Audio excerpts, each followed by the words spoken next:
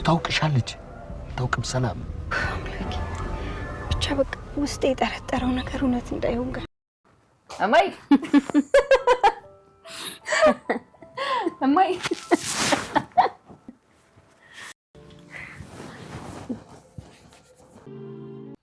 እጅግ አጓጊና እጅግ ልብ አንጠልጣይ የሆነው ተወዳጁ ዳጣ ዛሬም በሚገርምና በሚያጓጓ ሁኔታ መጥቷል። የተወደዳችሁና የተከበራችሁ ውድ ቤተሰብ እንዴት ናችሁልኝ? ፕሊዝ ለቤት አዲስ የሆናችሁ ሰፖርት አድርጉኝ፣ ደጎማ አድርጉ። ተወዳጁ ዳጣ እጅግ የሚገርም ሁኔታ ተፈጥሯል።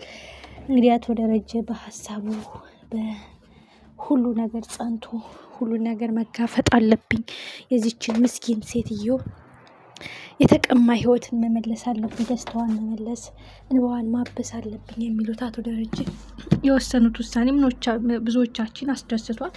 ግን ሰላም ትልቅ ስህተት የሰራችው አሁን ሁለተኛ ማርገዟ ነው። ይሄ ጉዳይ ወዴት እየሄደ ነው? አቶ ደረጀ አያውቁም። ስለዚህ የአይኔ ማረፊያ የአብራክ የከፋ የሆነችው ልጅን አውጥተው ጣሩብኝ፣ ስለዚህ ዘሬን መተካት አለብኝ በማለት እንግዲህ አቶ ደረጀ ሰክሮ ሳለ ነው ይሄ ጉዳይ የተፈጸመው። አሁን ግን ልጅሽ ትክክለኛ ልጅሽ የአብራክሽ ክፋይ የዘላለም ጸጸት የሆነችብሽ ያልተመለሰው ጥያቄ ያልተፈታው ቋጠሮ የሆነችብሽ ሙታለች አለች የት ናት ወዴት ናት ስትጨነቂ የነበረው ወልጅን ያረገፍሽላት ልጅሽ አለች በህይወት እውነታውን ልንገርሽ ሲሉ እየነገሯት እያለን እንግዲህ አብጌል መታቋርጣችኋለች። በስተ መጨረሻ አቶ ደረጀ ወደኋላ መመለስ የለም ወደፊት ነው መጋፈጥ ያለብኝ በማለት እንግዲህ ሰላምዬን አረጋግተው አብጌልን ተቆጥተዋታል። እስከመቼ ነው እንደዚህ? እስከመቼ ነው የሰው ወሬ የምትሰሚው? እስከመቼ ነው አታድርግ የተባልሽውን የምታረጊው? እስከመቼ ነው ክፋትና ተንኮልሽ የሚቀጥለው? ለእኔ ብለሽ አይደለም ለራስሽ ነው። መልካም ብትሆኝ ይሄን ጸባይሽን ይዘሽ ማን ነው የሚያገባሽ? ብለው እንግዲህ አብጌልን ከገሰጡ በኋላ ወደ ቀልባቸው ተመልሰው ሰላምን አናግረዋታል ማለት ነው። እንግዲህ ሰላም የጠረጠርኩት የገመትኩት የፈራሁት ሆኗል። ይህ ማለት ዳጣ ልጇ እንደሆነች አውቃለች ማለት ነው። ዳጣ የእኔ ልጅ ናት የሚለው ሀሳብ ነበረ ውስጧ ማለት ነው። እና ውድና የተከበራችሁ ቤተሰቦች ብዙዎቻችን ሰላምዬ ምን ያህል ጸንታ ትቆያለች በቃሏ? ምን ያህል በርትታ ትቆያለች በቃሏ? በእርግጥ እስከ ዛሬ ሚስጥር ጠብቃ ይህን ሁሉ ነገር ተደብቃ ሸፍና ይዛለች። ከአሁን በኋላ ምን ያህል ትዕግስት ይኖራታል? የሳሳችላት፣ የጓጓችላት፣ የናፈቀቻት፣ አንጀቷን የቋጠረችላት፣ እድሜዋን ያረገፈችላት፣ ውበቷን የደፋችላት ልጇ አጠገቧ ሆና አለማወቋ ግን ልቧ ይነግራት ነበረ። እንዴት ደስ ይላል! አቶ ደረጀ እውነት ዳጣ ናት ብሎ ሲነግራት ሰላም ምን ያህል ነርበስ ትሆናለች? እስኪ ውዶች የግል አስተያየታችሁን አስቀምጡልኝ። በጣም አጓጊ ነው ቀጣዩ ምዕራፍ ማለት ነው። እንግዲህ ሰላም ያንቺ ልጅ ማለት ብሎ እንግዲህ ደረጀ ሊነግራት ሲል ነው ያቆመው። ዳጣ ናት ብሎ ነው ኦልሬዲ የሚነግራት። ግን ምን አይነት ነርበስ ትሆናለች? የጠበቅኩት ሆነ የፈራሁት ሆነ የናፈቅኩት ሆነ እንኳንም ሆነችልኝ። ስፈልጋት ስመኛት ስሳሳላት ባላውቃትም ስናፍቃት ባላገኛትም ስፈልጋት የነበረችው ልጄ ስጠብቃት የነበረችው ልጄ እንኳንም መጣችልኝ፣ እንኳንም ሆነች። እናቷ መሆኔን ዓለም አትወቅ፣ የሆነ ቀን ታውቃለች።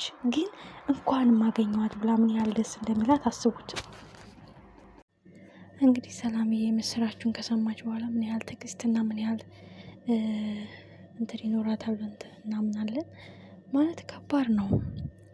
እሷም ስለ እሷ ማወቅ ትፈልግ ነበር። ስለ ዳጣ የተወለደች የታደገች እናቷ ማናት፣ አባቷ ማን ነው፣ እንዴት እዚህ ልትመጣ ቻለች የሚለው ነገር ከባድ ጥርጣሬ ውስጥ ነበር የከተታትና አሁንም ደረጀ ሲነግራት የፈራሁት ሆነ የጠረጠርኩት ነው የሆነው እያለች እያለ ነው እንግዲህ ቀጣይ ምዕራፍ ጉጉት አድርጎ ያሳደረን ማለት ነው። አሁን ትልቁ ጉዳይ አብጌል ናት። አብጌል አሁን በተደጋጋሚ እንደዚህ ያሉ ነገሮች እየሰማች ስለሆነ ይህ ጉዳይ ያለ ምክንያት አባዬና ሰላም አልተገናኙም። የሆነ የተደበቀ ሚስጥር አለ። የዚህ ቤት ጉዳይ አልቅም። ስለዚህ እንደምንም ማወቅ አለብኝ እያለች ነው እንግዲህ። እስከምን ጥግ ድረስ ያስኬዳታል? አቶ ደረጀ ማስጠንቀቁ ነገራት። ሰላምዬም ማርታም ለራስሽ ነሽ ክብርሽን የምታስጠብቂው። ስለለበሽ ስላማረብሽ ብቻ አይደለም የሰው ልጅ ወደኛል ማለት ያለብሽ። ስብዕናሽን አይቶ ትህትናሽን አይቶ ነው የሰው ልጅ የሚቀርብሽ የሚወድሽ። ሰው በሰውነቱ ሁሉም ሰው ይወደዳል። ግን ይች ልጅ ለእኔ አጋር ለወደፊት ህይወቴ የግራ ጎኔ ትሆናለች ብሎ የሚያስበው ስብዕናሽና ትህትናሽን አይቶ ነው የሚለው አቶ ደረጀ። ይህ ጉዳይ ወዴት እየሄደ ነው? በዚህ ጸባይሽ እንኳን ናታን ማንም አይጠጋሽም። ናታንም እንደ እህቱ ሲያቀርብሽ እንደ እህቱ ሲወድሽ፣ አንቺ ግን በፍቅር ነው የምፈልገው ማለት ሌላ ጦርነት ውስጥ ገባችሁ። ለአንቺ ብዬ ከምወደው ጓደኛዬ ጋር አልጣላም፣ ምክንያቱም ጸባይሽን ጠንቅቄ ያውቃለሁ። ለዛ ነው ከወዲሁ ሀሳብሽን ለውጪ፣ ሀሳብሽን ቀይሪ እምልሽ ሲል አብጌልን አስጠነቀቃት። መርዝ አለው እንዳትበይ ብትባይ አትበይውም አይደል ያን እንጀራ። ስለዚህ ከአንቺ ተደብቆ የሚወራን ወሬ እንዳሰሚ ተብሎ ነው እንጂ መስማት የምችይበት አጋጣሚ ቢሆን እነግርሽ ነበረ። አውቃለሁ እኔ እንኳን እንደዚህ ሆናለሁ ብዬ አላሰብኩም ልትል ትችላለች። ግን ትልቁ ጉዳይ አሁን ማርታ ከባድ ጥርጣሬ ውስጥ መግባቷ የማይቀር ነው። ሰላምዬ በተደጋጋሚ እያለቀሰች ነው። አባዬ ተናግረዋት እያለች እያለ ውሃ ነው። ውሃ የተናገረችው ቀልድ አይደለም። የተናገረችው ሳይሆን አይቀርም። የተናገረችው አይኗ አይዋሽም። ብዙዎቻችን አንዳንድ ጊዜ በህይወታችን ትልቅ ነገር እንትን እንላለንና ሰላም አሁን ዳጣ ልጇ እንደሆነች ካወቀች በኋላ ከባድ ጭንቀት ነው የሚገጥማት። እንዴት ልንገራት? እንዴት ልቀፋት? እንዴት ልጠጋት? እስከ ዛሬ ያን ያህል የጠለቀ ግንኙነት ቢኖረንም በዚህን ያህል ልክ የልብን ቁስል አሳልፌ ልነግራት አልችልም። ከነገርኳት ማነሽ፣ ምንድነሽ፣ እንዴት ብላ መጠየቋ የማይቀር ነው። ስሜቴን እንዴት ላድርገው? ህመሜን እንዴት ልቅበረው? እጅግ የሚያሳዝን እጅግ ልብ የሚሰብር ታሪክ። አቢጌልም በዚሁ ከቀጠለች ወደ ውጭ ሀገር መላኳ የማይቀር ነው። ምክንያቱም ሳይወዳት ወዶኛል፣ አገባሻለሁ ብሎኛል እያለች የሰራችው ማጭበርበርም እሷን መልሶ ጉድጓድ ውስጥ እንደሚከታት ነው የተረዳሁት።